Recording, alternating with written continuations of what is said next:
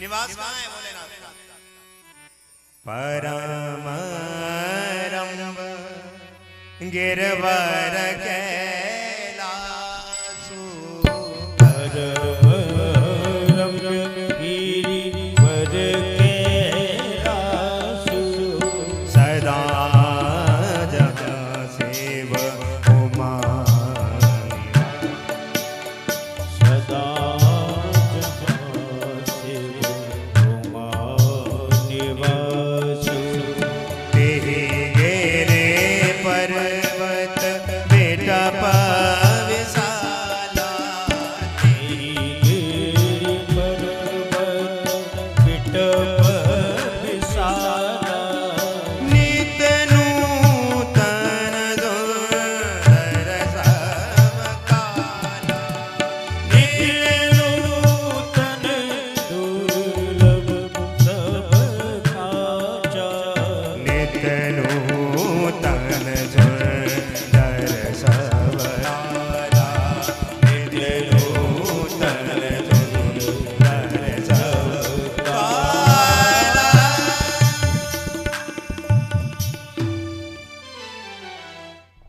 परम रम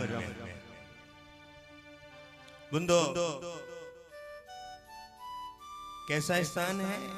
कैलाश पर्वत कैसा है? परम रम बड़ा ही रमणीय स्थल है।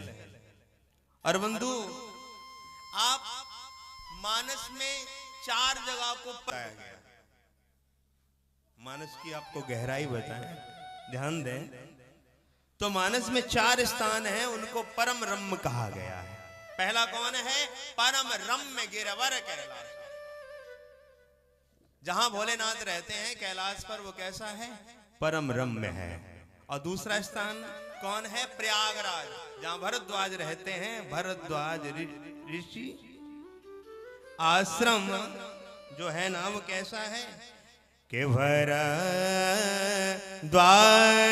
आश्रम अति पावन, भरद्वाज आश्रम अति पावन, भरद्वाज आश्रम अति पावन, भरद्वाज आश्रम अति पावन, परम रम मुनि वर मन भावन,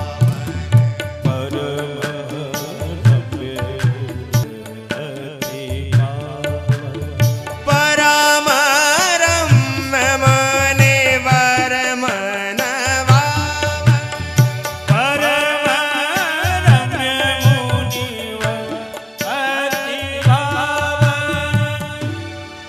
जैसे आज के समय में स्मार्ट सिटी होती है, मेट्रो सिटी होती है ना, ठीक उसी प्रकार से उस समय 3 जो थे ना रमणीय स्थल थे। पहला कैलाश, दूसरा प्रयागराज जहां जो भरद्वाज ऋषि का आश्रम है, और तीसरा है बंदो पुष्प वाटिका, वो जनकपुरी में जहां प्रभु श्री राम पुष्प चुनने के लिए गए। परम रम्य रामय जो रामई सुख देत। पुष्प वाटिका कैसे? परम रमणीय है। और चौथा स्थान है रामेश्वरम की धरती, जहां पर प्रभु श्री राम ने रामेश्वरम की स्थापना है। मानस में ये 4 परम रम्य उत्तमय धरणी, परम रम्य उत्तमय धरती, महिमा में तो जाए नहीं वर्णी, महिमा में तो जाए नहीं वर्णी, महिमा में तो जाए नहीं वर्णी। महिमा अमित जाए नहीं वर्णी। जाए नहीं वर्णी।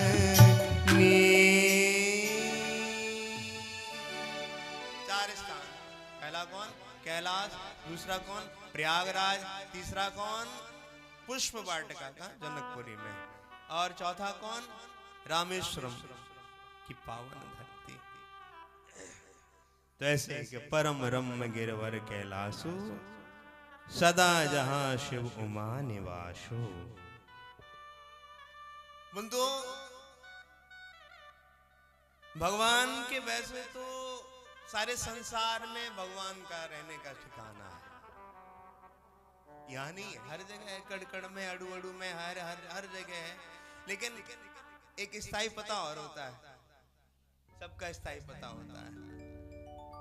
तो भगवान का जो परमानेंट जो ठिकाना है वो कौन है? कैलाश। और जो जैसे अपने यहाँ मंदिर में, यहाँ भी है, हृदय में है, सब जगह है, कड़ में है, अंदर है, बाहर है, अंतर बहिर्वस्थितम। लेकिन जो परमानेंट ठिकाना जो है ना, जो स्थायी पा है, वो क्या है? कैलाशो। बंदो, कैलाश पर भगवान का नित्य निवास है। और कैलाश की बड़ी प्यारी परिभाषा है। कैलाश का मतलब क्या है? कैलाश में बंधु, कैलाश का जो पहला अक्षर है ना, कै का मतलब है कैवल्य। और कैवल्य माने होता है बंधु एकांत। कैवल्य माने क्या होता है? एकांत। और एकांत बड़ा प्यारा है भोलेनाथ को। भीड़ भाड़ों में अच्छा नहीं लगता है। भीड़ भाड़ में भोले बाबा, भीड़ भाड़ में भोलेनाथ को एलर्जी है। भीड़ भाड़ से क्या है? क्या है? एलर्जी। भीड़ भाड़ वो पसंद ही नहीं करते, इसलिए उन्होंने कैलाश पर ठिकाना बनाया। कैलाश पर हर कोई नहीं जा सकता है। महाराज पढ़ने लिखने से, वो जो माउंट एवरेस्ट है ना, वो संसार की सबसे उच्च पहाड़ी है। और महाराज उस पे बहुत से लोग चढ़ गए, विकलांग लोग भी चढ़ गए उसके ऊपर। लेकिन कैलाश पर्वत जो है ना, वो कैसा है? अनटच पर्वत है। आज तक उस पे कोई चढ़ नहीं पाया है।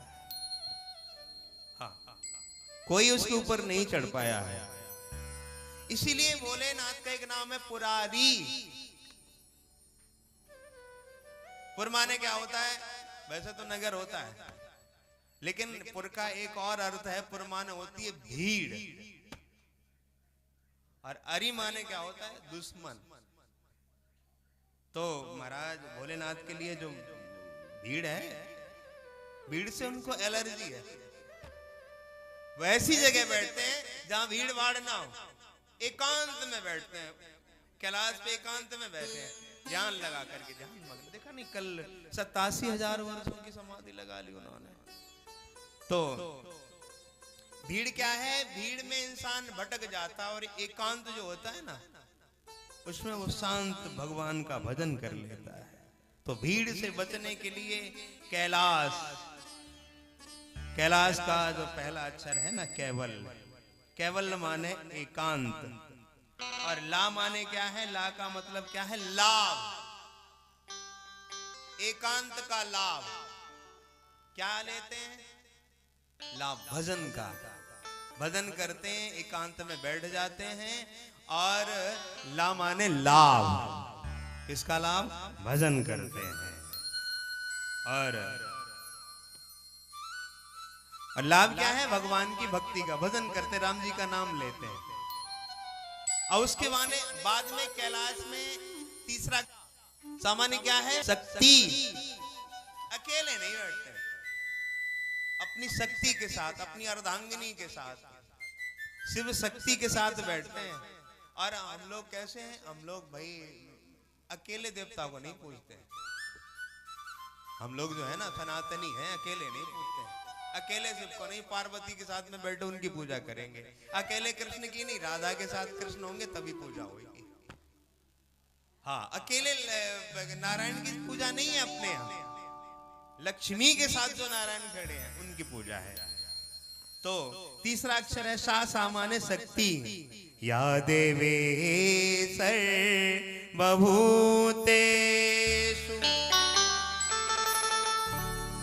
शक्ति रूपेण संस्थिता नमस्तस्यै नमस्तस्यै नमस्तस्यै नमो नमः। तो ऐसा है कि परमारम्य गिरवर कैलासु परमारम्य गिरिवर कैलासु परमारम्य गिरवर कैलासु परमारम्य गिरिवर कैलासु तेहि गिर पर्वत विटप विशाला तेहि गिरि पर्वत विटप विशाला नित नूतन सुंदर सब आला नित नूतन सुंदर सब काला निज कर डासे नांगरे पूछाला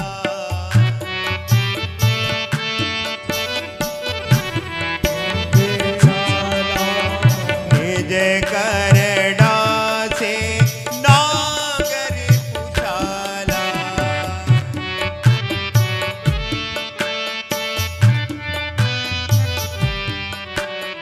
बैठे शंकर सहज कृपाला बैठे शंकर जय कृपाला बैठे शंकर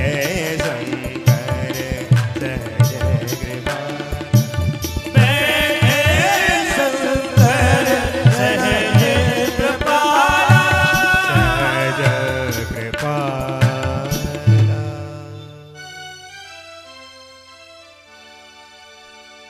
सिद्ध तपोधन जोगी जन स्वर किन्नर मुनि वृंद बसई तहाँ सुरकती सकल सेवै शिव सुख।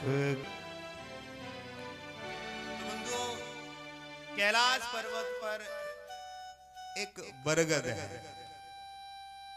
तेहि गिर पर बट बिटप विशाला, विशाल बरगद है। और कैसा है कि नित्य नूतन सुंदर सब काला, उस पर कभी पतझड़ नहीं होती, वो हर समय हरा भरा रहता है। उसकी पहली विशेषता है कि वो नित्य नवीन रहता है। दूसरी विशेषता है सदैव हरा भरा रहता है। और जबकि महाराज पतझड़ का समय आता है तो वृक्षों पर पतझड़ उड़ाती है, लेकिन कैलाश पर जो बरगद है क्यों नहीं होती है? कि बरगद को विश्वास कहते हैं। और उसके नीचे बैठा कौन है? शंकर। शंकर कौन है? विश्वास के प्रतीक। बट विश्वास अचल निज धर्मा। तो विश्वास के देवता विश्वास की छाया में बैठे हैं। बरगद विश्वास का प्रतीक है, भगवान शंकर भी विश्वास है। तो विश्वास के देवता विश्वास की छत्र छाया में बैठे हैं। और निज करड़ा से नागरे पुछाला, बैठे सहज सांब कृपाला। निज कर डांस। शादी विवाह हो जाए ना तो फिर दूसरों पर आर्डर देना बंद कर दो। शादी से पहले जो बच्चा होता है ना, माँ ये काम कर दो, बहन जी ये अपनी दीदी से कर दो, ये काम कर ला, माँ से कहता है तो सब लोग कर देते हैं। लेकिन शादी के बाद ये आदत धीरे धीरे कम कर दो। भलाई इसी है। शंकर जी से सीखो कि निज कर डांसी नागर पुछाला।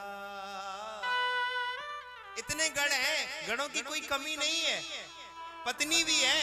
आज लोग कैसे होते हैं, रजोगुणी होते हैं, ऑर्डर मारते हैं, ये बना लो, ये कर लो, ये कपड़े हैं इनको धुल लेना। पूरे दिन वो घर वाली नहीं नौकरानी बनाए करे।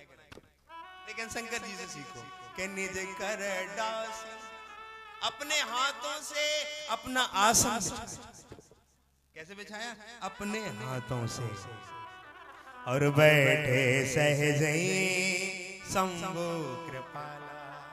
अपने हाथों से आसन बिछाया और बैठ गए। और भोलेनाथ का स्वरूप कैसा है, कुंद इंदोदर गौर शरीरा।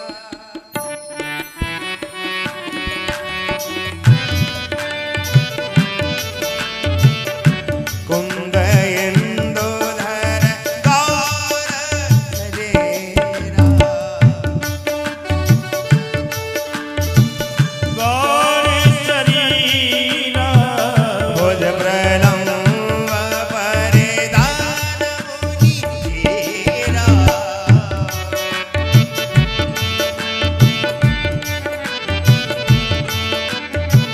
भुज प्रलम्ब परिधान मुनि चेरा। कुंद इंदुदर गौर शरीरा। भगवान शंकर कैसे हैं, कपूर की तरह गोरे हैं, एकदम चंद्रमा की तरह गोरे हैं। कैसे, इंदु माने चंद्रमा, चंद्रमा की तरह गोरे हैं। और भुज प्रलम्ब, भोलेनाथ की जो भुजाएं हैं ना, प्रलम्ब बाहु, जैसे सुखदेव जी की जो घोंटू से नीचे है ना, सुखदेव जी कोई और थोड़े ही है, जी हैं भोलेनाथ। तो भोलेनाथ की जो भुजाएं हैं, भुज प्रलम्ब, प्रलम्ब बाहु, भागवत में आता है सुखदेव जी के लिए, ऐसे ही इनके लिए आता है। जो हाथ है ना, घुटनों से नीचे लटक रहे हैं। और कैसे बैठे हैं, कैस बैठे सोह काम रे पू, कैसे बैठे सोह कामरी पू, कैसे बैठे सोह काम रे पू, कैसे बैठे सोह कामरी पू, कैसे धरे शरीर रस जैसे। धरे शरीर शांति जैसे। धरे शरीर शांत रस जैसे। ओ धरे शरीर शांति रस जैसे। मानो मूर्तिमंत शांत रस होकर के बैठ गया। बंधु, जीवन में शांति कब आती है कि बिन संतोष न काम न साए। काम अछत सुख सपने नहीं। जब तक जीवन में संतोष नहीं आएगा तब तक ये कामनाएं समाप्त नहीं होने वाली। हम लोगों के हृदय में जो कामना रूपी पिशाची बैठी है ना, ये बचपन खा गई, जवानी खा गई, और बुढ़ापे पे महाराज आक्रमण जारी है। बुढ़ापे में महाराज बुढ़े की कामनाएं समाप्त नहीं हो रही हैं। बुढ़ा तमाम कामना किए बैठा, नातनी की शादी है जा, घर बन जाओ, गाड़ी आ जाए घर में, महाराज ये कामनाएं किए बैठा है। तो जब तक ये कामनाएं है ना, तब तक जीवन में शांति आने वाली नहीं है। और जब कामनाएं समाप्त हो जाएंगी तो जीवन में शांति अपने आप आ जाएगी। राम भजन बिन मिटई ना काम। और एक तो ये है कि अपनी इच्छाओं को मार दो, कामनाओं को मार दो, तो क्या है, जीवन में शांति आ जाएगी। और दूसरा तरीका और है जीवन में शांति लाने के लिए, भगवान का भजन करो, नाम लो, तो क्या हो जाएगा, जीवन में शांति आ जाएगी। चाहे कितना धन कमा लेना, चाहे कितने महाराज प्रॉपर्टी एकत्रित कर लेना, जीवन में शांति आने वाली नहीं है। बगैर भक्ति के, बगैर भजन के जीवन में शांति आने वाली नहीं है। तो बंधु, आज भोलेनाथ बैठे हैं, कुंद इंदुदर गौर शरीरा, भुज प्रलंब परिधन मुनि चीरा। विवाह करने गए थे तो नंग धड़ंग गए थे, कैसे गए? हाँ। वैसे गढ़ों ने उनको बाघांबर पहनाया था और सर्प से कस के बांधा था। अब जो कमर में सर्प बंधा था ना, तो वो देख रहा है कि न जाने कितने महीनों तक प्रैक्टिस की बाबा के विवाह के लिए, और जब सब कूद कूद के नाच रहे, हमें कमर से बांध दियो। तो धीरे धीरे जो महाराज उसने अपना जो बंधा गांठ बांधी थी ना, खुलने की कोशिश की, और वो खुल गई, सांप सरक गयो, वो भी नाचने लग गयो, और बाबा को बागंबर वही गिर गयो कैलाश ही पे, और बाबा को पता नहीं, बाबा तो अपने आप में वो तो मस्त रहा, मस्ती में। तो ऐसे ही महाराज जब विवाह में गए, अब किसी ने गोस्वामी बाबा से कहा कि जब समाज में बाबा को ले जाते हो तो नंग धड़ंग ले जाते हो, एकांत में जब बैठाया है, हाँ, तो वस्त्र पहना करके एकदम सब नागरिक की तरह बैठाया है, और वहां पे तो मानो गोस्वामी बाबा कह रहे हैं कि जो कथा है ना, किसकी है, ये मर्यादा पुरुषोत्तम की है। तो मर्यादा पुरुषोत्तम की कथा, और भक्त भी है मर्यादा पुरुषोत्तम के। तो जब मर्यादा पुरुषोत्तम की जब ये कथा है ना, तो मर्यादित होकर के कहनी चाहिए और सुननी चाहिए, मर्यादा का उल्लंघन नहीं करना चाहिए। और दूसरा भाव है कि ग्रस्त जीवन जो है ना, वो शर्म को है, लज्जा को है। केवल स्त्री के लिए ही शर्म नहीं है, पुरुष के लिए भी शर्म है, लज्जा है, केवल स्त्री के लिए ही नहीं है। तो बोले बाबा देखो, जब पार्वती मैया आए गई, जब पत्नी आए गई, तो पहले तो अपने जैसे तैसे बैठे, लेकिन जब घर बस जाए, घरवाली आ जाए, पहले चाहे जैसे रहो, कछु खाओ, कछु पियो, लेकिन जब घरवाली आ जाए तो एक इज्जत की जिंदगी हो, अच्छी हो, लाज हो, शर्म हो, पर्दा हो, नियम हो, कायदा हो, तब ग्रस्त होता है। बंदो, आज मनुष्य का स्वभाव विपरीत हो गया है। एकांत में इंसान जब बैठता है तो उसका एकांत भंग हो रहा है, और जब समाज में जाता है तो सब नागरिक बन के जाता है। बड़े बड़े विधायक, मंत्री, बड़े बड़े सफेद पोष नेता जब बड़ी बड़ी मीटिंगों को अटेंड करता है तो सब बन करके ऐसे संस्कारी बन के जाएंगे, महाराज एकदम से भग भगो पड़ता है, सो दिखे जैसे और साहब हंस। और यही एकांत में जाए तो उतनी महंगी शराब, उतना ही महंगा होटल, और महाराज फिर सवाब कबाब, ये सब तो बड़े बड़े लोगों का, बड़े बड़े अधिकारियों का, चपरासियों का, मंत्रियों का, सबका एकांत भंग हो रहा है। समाज में जाएंगे, भीड़ में जाएंगे तो सब बन के संस्कारी बन के जाएंगे, और जब एकांत में जाएंगे, होटल में जाएंगे तो व्यभिचारी बन के। तो भोलेनाथ कहते हैं कि जब एकांत में बैठो ना, तो एकांत कैसा हो, जैसे महाराज जैसा आपका स्वभाव हो, स्वभाव से विपरीत नहीं, जो स्वभाव आपका हो वैसा ही समाज में भी वैसा ही रखो। ये नहीं अब आपका स्वभाव, नेता का स्वभाव कुछ है और यहाँ कुछ है, तो बंधु ये ठीक नहीं है। जैसे ही भोलेनाथ आसन पर बैठे, पार्वती भल अवसर जानी, पार्वती भल अचम जाने, पार्वती भल अवसर जानी, पार्वती भल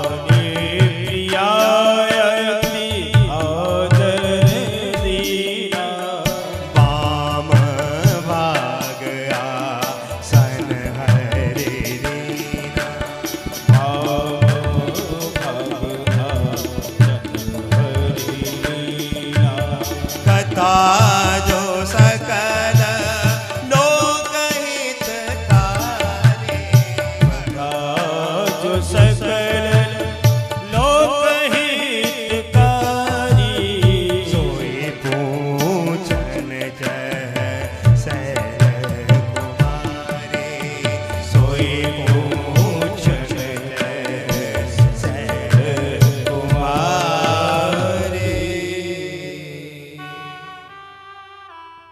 पार्वती भल अवसर जानी। आपके मन में कुछ जानने की इच्छा हो तो अवसर की तलाश करो। माता पार्वती ने जैसे ही देखा कि बाबा आसन बिठा करके बिछा करके एकदम शांत बैठे हैं, चुप बैठे हैं, तो महाराज गई शंभु पहि मात भवानी। और ऐसा ही नहीं, अब जैसे कोई भोजन कर रहा हो, बेचारा हारा थका ऑफिस से आया हो, भोजन करने बैठ जाए और वैसे ही के सामने फाइल डाल, हारा थका पूरा दिन का फाइल डाली, इस पे दस्तखत, वो फेंक और देगा फाइल। पति ऑफिस से आए हारा थका और महाराज उतार के बैग रखे कंधे से, एक गिलास पानी ना पी पाए तब तक उधर किचन से ऑर्डर आ जाए, क्या पाए आप धनिया लेके नहीं आए, धनिया नहीं तो जाएगा तो, लेकिन थोड़ा चिड़चिड़ा हो जाएगा। ये जो कथा है ना, ये अपने ऊपर उतारने की कथा है कि समय देखो, मिजाज देखो कि खोपड़ी कैसी, तब कोई महाराज ऑर्डर, तब कोई अपनी बात रखो। महाराज लक्ष्मण जी के हृदय में 5 प्रश्न चल रहे थे, पूरा वनवास काटते काटते कहां पहुंच गए, दंडक वन में, पंचवटी में। और जब दंडक वन में पंचवटी में पहुंच गए, एक बार प्रभु को शांत चित्त देखा तो फिर क्या हुआ, एक बार प्रभु आसीना, एक बार प्रभु सुख आसीना, लक्ष्मण वचन कयउ छलहीना, लक्ष्मण वचन कयउ छलहीना, लक्ष्मण वचन कहु छलहीना। तो जैसे ही प्रभु को शांत देखा, एक बार प्रभु सुख आसीन प्रसन्न चित्त बैठे थे प्रभु, तो लक्ष्मण जी के हृदय में जो 5 प्रश्न थे, तब लक्ष्मण जी ने पूछे और राम जी ने तब बताए। ठीक इसी प्रकार से आज पार्वती जब भोलेनाथ के पास में गई तो गई शंभु पहि मात भवानी और जान प्रिया अति आदर दिया। भोलेनाथ ने आदर दिया। देखिए पत्नी डांटने के लिए नहीं है, फटकारने के लिए नहीं है। यत्र नार्यस्त पूज्यन्ते रमन्ते तत्र देवता। जहां माँ बहन बेटी को सम्मान मिलता है, जिस घर में, उस घर में बड़े बड़े देवता आते हैं। लक्ष्मी झांक झांक के जाए, देखे कि सब कुछ ठीक ठाक है तो वही डेरा जमाए के बैठ जाए। और महाराज चाहिए जैसे जान प्रिया अति आदर देना, भोलेनाथ ने आदर दिया।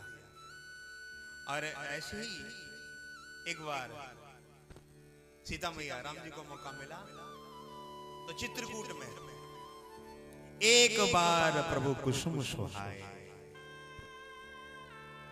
निज कर भूषण राम बनाए। भाई गुलाब की, बेला की, चंपा की, बेला की चंपा की कलियों की माला बना करके